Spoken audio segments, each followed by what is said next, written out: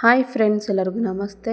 ಇವತ್ತು ನಾನು ತರಕಾರಿ ಪಲಾವ್ ಯಾವ ರೀತಿ ಮಾಡೋದು ಅಂತ ಹೇಳ್ಕೊಡ್ತಾ ಇದ್ದೀನಿ. ತರಕಾರಿ ನೋಡಿದ್ರೇ ಫಸ್ಟು ಪಲಾವ್ ಮಾಡ್ಕೊಂಡು ತಿನ್ಬೇಕು ಅನಿಸುತ್ತೆ. ಅದರಲ್ಲೂ ತುಂಬ ಬೇಗನೆ ಫಟಾಫಟ್ ಅಂತ ಪಲಾವ್ ಯಾವ ರೀತಿ ಮಾಡೋದು ಅಂತ ಹೇಳ್ಕೊಡ್ತಾ ಇದ್ದೀನಿ. ಬನ್ನಿ ನೋಡೋಣ.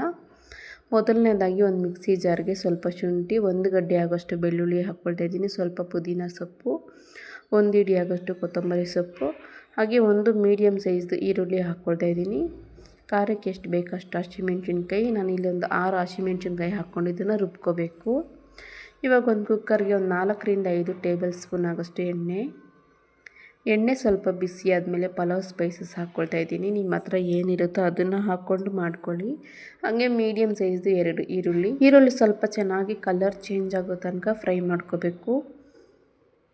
ಇವಾಗ ನೀವು ಇಲ್ಲಿ ನೋಡ್ಬೋದು, ಈರುಳ್ಳಿ ಅನ್ನೋದು ಈ ರೀತಿ ಫ್ರೈ ಮಾಡಿಕೊಂಡ್ರೆ ತುಂಬ ಚೆನ್ನಾಗಿ ಬರುತ್ತೆ ಪಲಾವ್ ಟೇಸ್ಟ್ ಅನ್ನೋದು. ನೋಡ್ತಾ ಇದ್ರಲ್ಲ, ಈ ರೀತಿ ಚೆನ್ನಾಗಿ ಫ್ರೈ ಮಾಡ್ಕೊಂಡ್ಮೇಲೆ ಇವಾಗ ಇದಕ್ಕೆ ನಾನು ಸಣ್ಣದಾಗಿ ಕಟ್ ಮಾಡಿಟ್ಕೊಂಡಿರೋ 1 ಟೊಮೊಟೊ ಹಾಕ್ಕೊಳ್ತಾ ಇದ್ದೀನಿ.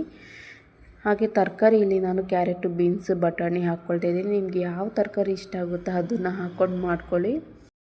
ಟೊಮೊಟೊ ಎಲ್ಲ ಚೆನ್ನಾಗಿ ಸಾಫ್ಟ್ ಆಗಬೇಕು, ಹಾಗೆ ತರಕಾರಿ ಕೂಡ ಚೆನ್ನಾಗಿ ಬೆಂದಿರಬೇಕು. ಈ ರೀತಿ ಎಣ್ಣೆದಲ್ಲೇ ಫ್ರೈ ಮಾಡಿಕೊಂಡ್ರೆ ತರಕಾರಿ ಅನ್ನೋದು ಒಂದು 50% ಅಷ್ಟು ಚೆನ್ನಾಗಿ ಬೆಂದಿರುತ್ತೆ. ಇವಾಗ ನೀವಿಲ್ಲಿ ನೋಡ್ಬೋದು, ಇದನ್ನು ಫ್ರೈ ಮಾಡ್ಕೊಳ್ಳೋವಾಗಲೇ ನಾನು ಇದಕ್ಕೆ ರುಚಿಗೆ ಎಷ್ಟು ಬೇಕಷ್ಟು ಉಪ್ಪು ಸೇರಿಸ್ಕೊಂಡು ಫ್ರೈ ಮಾಡ್ಕೊಳ್ತೀನಿ. ಈ ರೀತಿ ಫ್ರೈ ಮಾಡ್ಕೊಳ್ಳೋವಾಗಲೇ ಉಪ್ಪು ಹಾಕೋದ್ರಿಂದ ಬೇಗನೆ ಫ್ರೈ ಆಗಿಬಿಡುತ್ತೆ. ಹಾಗೆ ಸ್ವಲ್ಪ ಅರಶಿನದ ಪುಡಿ ಹಾಕ್ಕೊಂಡು ಇದನ್ನು ಚೆನ್ನಾಗಿ ಮಿಕ್ಸ್ ಮಾಡ್ಕೊಳ್ತಾ ಫ್ರೈ ಮಾಡ್ಕೋಬೇಕು. ಇದನ್ನೊಂದು 5 ನಿಮಿಷದವರೆಗೂ ಇದೇ ರೀತಿ ಫ್ರೈ ಮಾಡಿಕೊಂಡ್ರೆ ಟೊಮೊಟೊ ಎಲ್ಲ ಚೆನ್ನಾಗಿ ಸಾಫ್ಟಾಗಿ ಸ್ವಲ್ಪ ತರಕಾರಿ ಎಲ್ಲ ಬೆಂದೋಗಿರುತ್ತೆ. ಇವಾಗ ನೀವು ಇಲ್ಲಿ ನೋಡ್ಬೋದು, ಒಂದು 5 ನಿಮಿಷ ಆದಮೇಲೆ ನೋಡ್ತಾ ಇದ್ದೀನಿ, ತರಕಾರಿ ಎಲ್ಲ ಚೆನ್ನಾಗಿ ಬೆಂದು ಟೊಮೊಟೊ ಎಲ್ಲ ಕೂಡ ಚೆನ್ನಾಗಿ ಸಾಫ್ಟಾಗಿದೆ.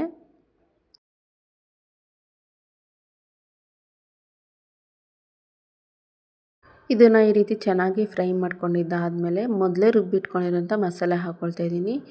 ಈ ರೀತಿ ಗ್ರೀನ್ ಕಲರಾಗಿ ಮಸಾಲೆ ರುಬ್ಬಿಬಿಟ್ಟು ಮಾಡೋದ್ರಿಂದ ಪಲಾವ್ ಅನ್ನೋದು ಟೇಸ್ಟ್ ತುಂಬಾ ಚೆನ್ನಾಗಿ ಬರುತ್ತೆ.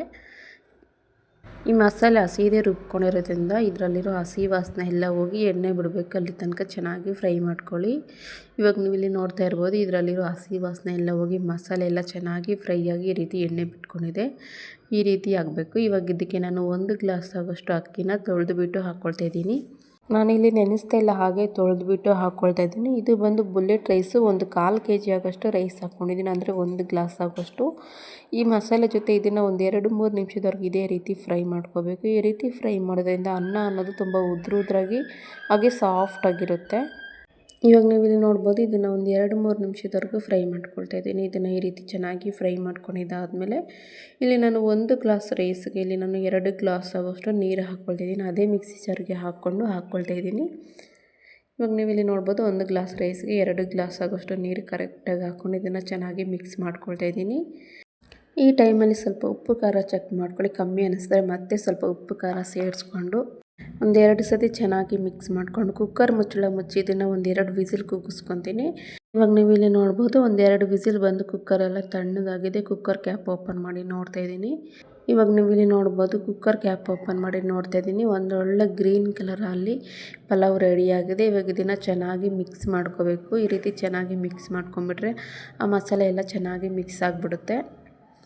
ಇವಾಗ ನೀವು ಇಲ್ಲಿ ನೋಡ್ಬೋದು, ಈ ರೀತಿ ಚೆನ್ನಾಗಿ ಮಿಕ್ಸ್ ಮಾಡ್ಕೊಂಬಿಟ್ರೆ ಪಲಾವ್ ಅನ್ನೋದು ಚೆನ್ನಾಗಿ ಮಿಕ್ಸ್ ಆಗಿಬಿಡುತ್ತೆ. ನೀವು ಒಂದ್ಸತಿ ಈ ರೀತಿ ಟ್ರೈ ಮಾಡಿ, ತುಂಬ ಬೇಗನೆ ಮಾಡ್ಕೋಬಹುದು ಟೈಮ್ ಇಲ್ಲದೆ ಇದ್ದಾಗ.